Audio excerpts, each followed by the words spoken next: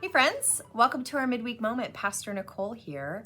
This week we continued on in our sermon series, Blessed, the Journey of Mary, and we talked about the part of the story where Mary goes to visit Elizabeth. I have this picture that is in my office. I'm sorry, there's a little bit of a glare there.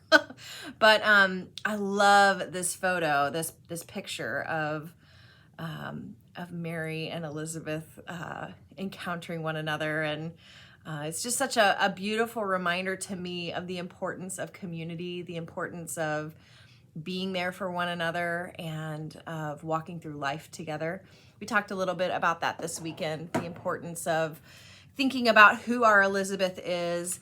And I gave a little bit of a challenge to reach out to that person who's been your mentor, encourager, support this week, to just let them know how grateful you are for them. I think that being grateful is one thing, but letting people know that we are grateful builds them up and lets them know just the work that God has done through them in your life. So if you haven't had a chance to do that, think of somebody that you can let know how grateful you are for them and for their support in your life.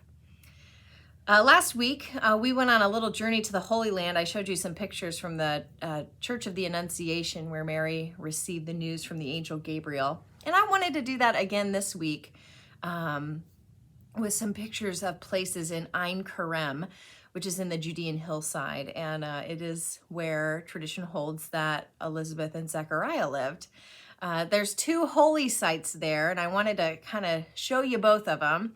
The first is the Church of the Visitation, and it is where tradition holds that Mary came to visit Elizabeth. And you can see pictures of that church here, and the statue of the two of them, and a picture of the two of them as well.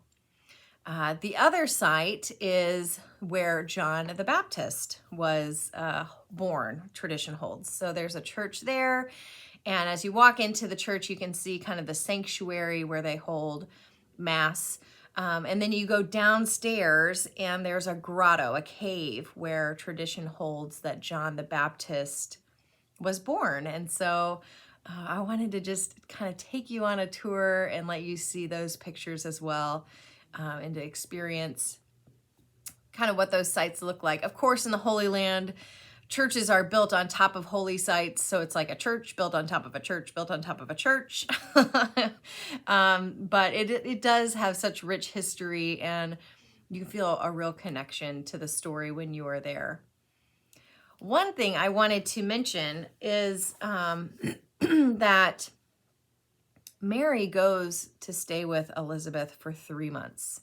Now, we didn't get into this much in the sermon. I didn't have the time to do it, but I wanted to mention it because 3 months is a long time to have some house guests.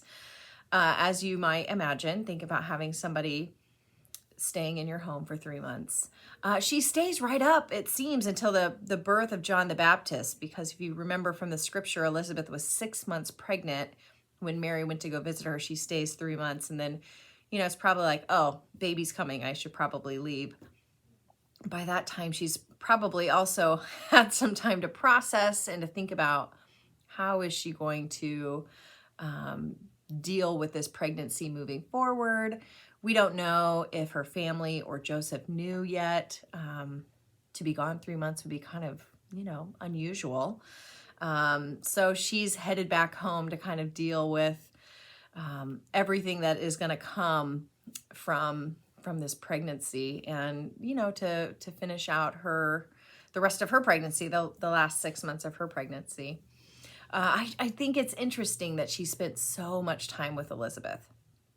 I think it goes to show the importance of walking alongside somebody, of being there for somebody, and how being a community is so important.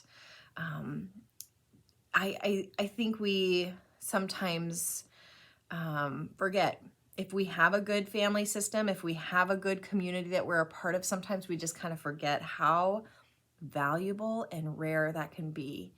And during the holidays, if you don't find yourself in a community like that, if you don't have a solid family life, it can be really lonely.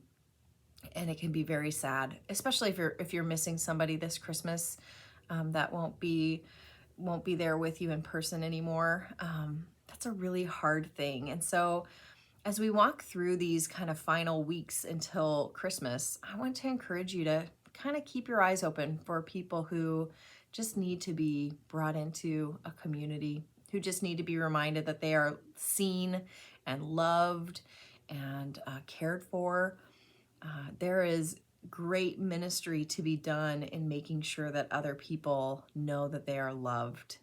And as Christians, that's what we are called to do. So think about maybe some people in your life that you could just reach out to let them know that you're thinking about them, praying for them, that, maybe you can grab a cup of coffee and catch up, or send an email back and forth to just kind of let them know that they're being thought of. I think that kind of work can go a really long way.